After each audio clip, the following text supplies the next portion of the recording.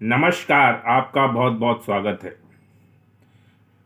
वर्ष 2023 बहुत जल्द ही दस्तक देने वाला है और 2022 भूतकाल में परिवर्तित होने वाला है। हम अपनी आयु की गणना सालों से ही करते हैं और कोई भी इवेंट है साल के हिसाब से ही देखते हैं कि हमारी शादी कब हुई, हमारा बच्चा कब हुआ, हमने कब पहली बार स्कूल में पढ़ना शुरू किया, या कोई भी इवेंट है हम साल के हिसाब से ही उसकी गणना करते हैं। और जो ये साल हमारा इंग्लिश कैलेंडर के अनुसार 1 जनवरी से शुरू हो जाता है, जैसा कि आप जानते हैं 31 दिसंबर तक रहता है। तो 31 दिसंबर बहुत जल्दी आने वाला है और 31 दिसंबर जाने वाला है आके, और 1 जनवरी आने वाला है। अब हर साल ग्रह अपनी स्थिति बदलते रहते हैं, ग्रह क्योंकि ग्रह जो है आकाश में घूमते रहते हैं। जब आप पैदा हुए होंगे उस समय ग्रह की स्थिति जो भी रही होगी उसके आधार पे आपको आपका भाग्य निर्धारित होता है, आपकी कुंडली तैयार होती है। और जो वर्तमान में ग्रह की दशा चल रही है उसके आधार पे आपकी कुंडली में जो भी प्रॉमिस होगा वो घटित होता है। उसके अलावा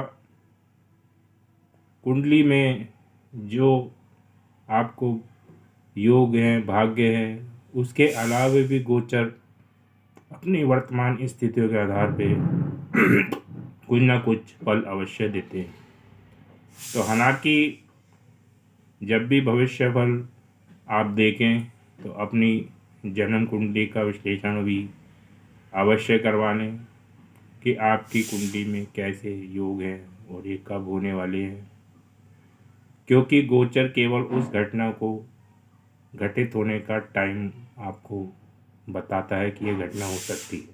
तो जब मैं आपको बता रहा हूँ ग्रहों का गोचर, वो घटनाएं कौन कौन सी होंगी, अगर वो आपकी कुंडली में भी प्रॉमिस करती हैं तो वो अवश्य ही होंगी। नहीं तो उसका थोड़ा बहुत असर आपको ज़रूर मिलेगा देखने में, लेकिन 100% ऐसा नहीं है कि आपकी कुंडली में योग ही नहीं है शादी का और आपके गोचर में शादी का योग बन रहा है वर्तमान में तो शादी हो जाएगी। उसके लिए अथक प्रयास करने पड़ेंगे, क्योंकि कर्म से भी कई चीज़ें प्राप्त होती है, लेकिन प्रयास बढ़ जाएंगे, आपका फोकस बढ़ जाएगा, तभी वो चीज़ होगी। हाँ, स्थिति जरूर बना देता है गोचर। तो जहाँ तक वार्षिक राशिफल का बात है तो हम इसमें उन ग्रहों को लेते हैं जो 1 साल तक एक राशि में रहते हैं, क्योंकि जब 1 साल एक राशि में रहेंगे तो उससे उनका लगाव हो जाता है और उससे संबंधित फल वो ज़्यादा देते हैं। जबकि और ग्रह बहुत तेज़ी से चलते हैं। जो 1 साल से ऊपर वाले ग्रह हैं वो गुरु हैं, शनि हैं, राहु हैं, केतु हैं। लेकिन और ग्रह जो है 1 महीने में या मंगल जैसे 45 दिन में जो है राशि परिवर्तन कर देते हैं, तो उनका प्रभाव बहुत तेज़ी से आता है और चला जाता है। तो उसका एहसास हम लोगों को नहीं हो पाता, लेकिन जो ग्रह ज़्यादा टाइम तक रहते हैं उसका प्रभाव हमें अवश्य देखने को मिलता है। तो चलिए जल्दी से आज शुरू करते हैं अपना वार्षिक राशिफल 2023 का। अगर आपने अभी तक मेरा चैनल सब्सक्राइब नहीं किया है तो मैं आपसे निवेदन करता हूँ प्लीज़ मेरा चैनल सब्सक्राइब कीजिएगा। वीडियो पसंद आए तो उसे लाइक कीजिएगा, शेयर कीजिएगा और बेल आइकन को भी अवश्य दबा दें, जिससे कि मेरे आने वाली नोटिफिकेशन आपको मिलते रहें। तो आपके जो 4 ग्रह हैं शनि, गुरु, राहु, केतु। शनि 2.5 साल रहते हैं। तो मैं ये आज मीन राशि के बारे में बताने जा रहा हूँ कि उनका शनि का प्रभाव क्या रहने वाला है।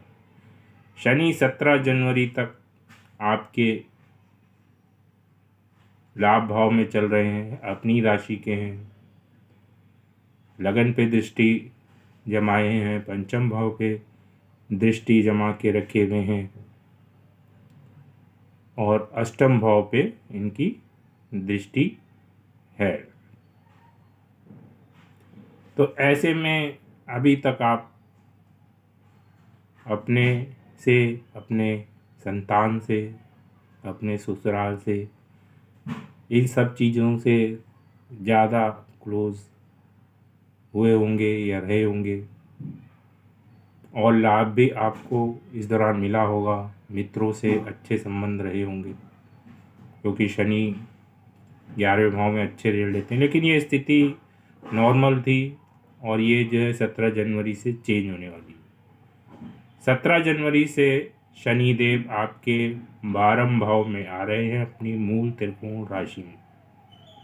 और ये क्योंकि मैं चंद्र राशि से बता रहा हूँ आपको, मीन राशि अगर आपकी चंद्र राशि है, यानी कि चंद्रमा आपका मीन राशि में है, तो उससे 12वें भाव में शनि अपनी मूल त्रिकोण राशि में आ रहे हैं। तो ऐसे में ये साढ़े साती शुरू होने का संकेत है, क्योंकि जहाँ पे भी चंद्रमा आपकी कुंडली में होगा, जो आपकी राशि होगी उससे एक घर पीछे और उसी घर में और एक घर आगे अगर शनि होता है तो साढ़े साती स्टार्ट हो जाती है। तो ये साढ़े साती आपकी स्टार्ट होने वाली है। हालांकि गुरु और शनि का संबंध सम है, एक दूसरे का सम्मान करते हैं, लेकिन फिर भी साढ़े साती में वो आपके द्वारा किए गए कर्मों का फल तो अवश्य ही देंगे। तो शनिदेव विदेश भाव में, व्यय भाव में, हॉस्पिटल में, योग, मेडिटेशन, इन्वेस्टमेंट, इन सब के भाव के स्वामी होके अपने ही भाव में बैठे हैं। और गुरु भी 22 अप्रैल तक अपनी राशि में ही है। तो ये अच्छा संकेत है, क्योंकि अगर स्वास्थ्य संबंधी कोई दिक्कत आती है तो गुरु उसको संभाल लेंगे, क्योंकि लगन इस समय आपका जो चंद्र राशि है मजबूत है, क्योंकि गुरु वहीं बैठे हुए हैं 22 अप्रैल तक। जब शनि 17 जनवरी से यहाँ पे गोचर करेंगे तो उनकी तीसरी दृष्टि सीधे धन, कुटुंब और वाणी भाव पे पड़ेगी। तो ऐसे में आप धन व्यय कर सकते हैं, इन्वेस्टमेंट के तौर पे कहीं इन्वेस्ट कर सकते हैं अपने धन को, या फिर धन अननेसेसरी यूजलेस खर्च भी हो सकता है। तो इस टाइप का ध्यान रखिएगा कि अच्छी जगह पे इन्वेस्ट करने की कोशिश कीजिए, क्योंकि खर्चा तो अवश्य होगा, लेकिन उसे आप सही जगह इस्तेमाल करेंगे तो वो ज़्यादा सही रहेगा। वाणी थोड़ी आपकी कर्कश हो सकती है, आप कटु बोल सकते हैं किसी को, कुटुंब को के संबंध में आप कुटुंब वालों से कुछ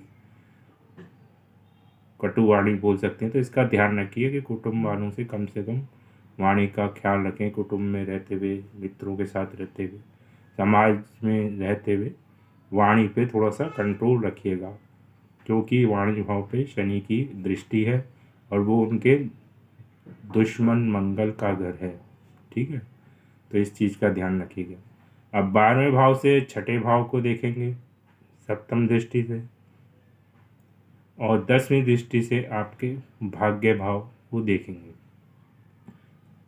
छठे भाव में देखने पर ये आपके लिए नौकरी में कुछ अपॉर्चुनिटी ला सकते हैं, और ख़ास तौर से जब गुरु 22 अप्रैल को धन भाव में चले जाएंगे तो आप नौकरी चेंज कर सकते हैं, क्योंकि गुरु की दृष्टि आपके कार्य क्षेत्र में पड़ने वाली है। और शनि की दृष्टि जो सेवा का या नौकरी का ही एक तरीके से कहा जाए तो छठे भाव पे पड़ने वाली है। गुरु की पंचम दृष्टि भी अर्थ त्रिकोण पे, यानी कि गुरु तीनों अर्थ त्रिकोणों को कंट्रोल करे हुए है, और शनि भी 2 अर्थ त्रिकोण, दूसरे भाव और छठे भाव, यानी कि धन से संबंधित चीज़ें आपकी लाइफ में काफ़ी रहने वाली हैं 22 अप्रैल के बाद। खास तौर से नौकरी से आपकी धन में वृद्धि भी हो सकती है और कमी भी हो सकती है। नौकरी चेंज करेंगे, धन बढ़ सकता है आपका। अगर आपकी कुंडली में अच्छे योग होंगे तो आपको धन का लाभ होगा, नौकरी चेंज होने की संभावना है। अगर कोई जातक विदेश जाने की कोशिश कर रहा है तो विदेश से संबंधित कार्य अवश्य हो जाएंगे, क्योंकि विदेश भाव के स्वामी शनि खुद ही अपनी राशि में मूल त्रिकोण राशि में है, तो वो अच्छा रहेगा। और अगर आप विदेश में हैं, एक्सपोर्ट इंपोर्ट कंपनी में हैं, विदेशी कंपनी है, तब भी ये अच्छा रहेगा, यानी कि धन इन्वेस्ट करेंगे, धन मिलेगा, नौकरी से अच्छा धन मिलेगा। इनकी 10वीं दृष्टि जो है आपके भाग्य भाव, पिता के भाव और धर्म के भाव, यात्राओं के भाव ये है।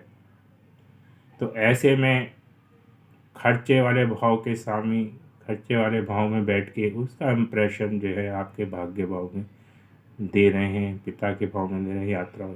तो यात्राओं में आपका खर्चा होगा, लंबी यात्राएं आप अक्सर करेंगे, यानी कि इस साल ज़्यादा यात्राएं हो सकती हैं। और पिता पे भी कुछ खर्चा हो सकता है, कुटुंब पर भी खर्चा हो सकता है, यानी कि पारिवारिक सदस्यों पे, पिता पे, ठीक है, या यात्राओं पे आपका खर्चा शनिदेव कराने वाले हैं। तो हालांकि शनिदेव 7.5 बना रहे हैं, तो थोड़ा सा केयरफुल रहिएगा कि कहीं ना कहीं वो आपको कष्ट भी दे सकते हैं, तो उसके लिए आप थोड़ा प्रिपेयर रहिएगा। अब गुरु की बात कर लेते हैं। गुरु अभी आपके राशि पे ही चल रहे हैं, मजबूत होके। आपका मन इस समय मजबूत है, ठीक है ना, आप अच्छा सोच रहे हैं, अच्छा। उसके बाद ये अपने मित्र की राशि में चले जाएंगे, धन भाव में, जहाँ ऑलरेडी राहु विराजमान है और शनि की दृष्टि भी है। गुरु जो है अपनी 5वीं दृष्टि 6ठे भाव पे और 9वीं दृष्टि आपके कार्य क्षेत्र पे पड़ेगी। तो जैसे कि मैंने पहले ही बताया था, कार्य क्षेत्र में कुछ चेंजेस आ सकते हैं। कार्य क्षेत्र में अगर नौकरी चाह रहे हैं तो टीचिंग है, एडमिनिस्ट्रेशन है, गुरु से संबंधित कोई टीचिंग का जॉब आपको गुरु दिला सकते हैं, क्योंकि तीनों अर्थ त्रिकोणों को गुरु कंट्रोल करेगा, यानी कि धन की व्यवस्था करेंगे। धन की व्यवस्था की पूरी संभावना है, क्योंकि उनकी मित्रों की राशि पे ही दृष्टि पड़ने वाली है। दोनों अर्ध त्रिकोण उनके मित्रों की ही है, ठीक है। तो धन आपको दिला सकते हैं 22 अप्रैल के बाद, नौकरी में, खास तौर से बिजनेस में, जो भी आप एक जीवन यापन का तरीका है उस।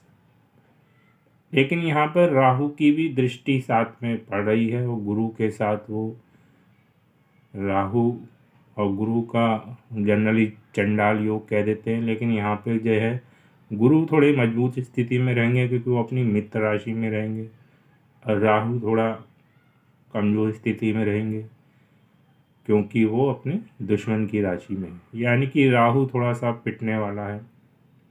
यानी कि अगर आप राजनीति करेंगे, अपने दिमाग से उल्टा सीधा सोचेंगे, किसी का बुरा करने की सोचेंगे, तो आपको नुकसान हो सकता है, क्योंकि राहु की चाल यहाँ पे चलेगी नहीं, क्योंकि मंगल देव वहाँ पे, मंगल की राशि है, गुरु का प्रभाव है। तो अपने विचारों को, निगेटिव विचारों को कंट्रोल में रखिएगा, नहीं तो आपको नुकसान हो सकता है। तो कुल मिलाकर गुरु का गोचर बहुत अच्छा है पूरे साल। अर्ध त्रिकोण में है, अपनी मित्र राशियों पर दृष्टि डाल रहे हैं, मित्र राशि में बैठे हैं। अब राहु केतु की बात कर लेते हैं। जैसे कि मैंने कहा, राहु ऑलरेडी आपके अर्ध त्रिकोणों को कंट्रोल करे हुए तृतीय भाव में बैठा हुआ है, लेकिन ये वर्ष के आखिर में लगभग 30 अक्टूबर को ये आपके लगन पे चला जाएगा, चंद्र राशि पे चला जाएगा, मीन राशि में, और केतु आपके पार्टनरशिप वाले भाग में चला जाएगा। यहाँ पे राहु आपको एक बड़ी सोच दे सकता है, आप कुछ बड़ा करने की सोच सकते हैं। तो आप जब बड़ा करने की सोचें तो नेगेटिव चीज़ ना सोचें, बड़ी चीज़ में जो है अच्छी सोचेंगे तो ज़्यादा फायदा रहेगा। कि राहु यहाँ पे कन्फ्यूजन पैदा करेगा आपके सर पे, आपके मन पे, ठीक है ना, कि मैं ये कर दूँ, कोई बड़ा काम कर दूँ, तो उस तरह ध्यान रखिएगा, क्योंकि उसकी सीधी दृष्टि पार्टनरशिप वाले भाव पे ऑलरेडी वहाँ केतु बैठे हुए। तो किसी से पार्टनरशिप करते वक्त 30 अक्टूबर के बाद थोड़ा केयरफुल रहेगा, क्योंकि केतु वहाँ बैठे हुए हैं, राहु की दृष्टि रहेगी। तो लाइफ पार्टनर से भी थोड़े से संबंध कटु हो सकते हैं 30 अक्टूबर के बाद। तो थोड़ा सा पार्टनरशिप में आपको ध्यान रखना। तो कुल मिला के आपका साल कार्य के लिए सही है, धन के लिए सही है। बस थोड़ा सा अपने विचारों को, अपने जो है अपने आप को अपडेट करना है, आप में जो कमियां उसको दूर करना है। तो क्योंकि अब 7.5 आ रही है, तो पुराने कर्मों का फल तो शनिदेव देंगे ही, और जो नए कर्म भी आप खराब करेंगे तो फिर आपको भगवान ही बचा सकते हैं या शनिदेव ही बचा सकते हैं। तो इस वीडियो में इतना ही। धन्यवाद।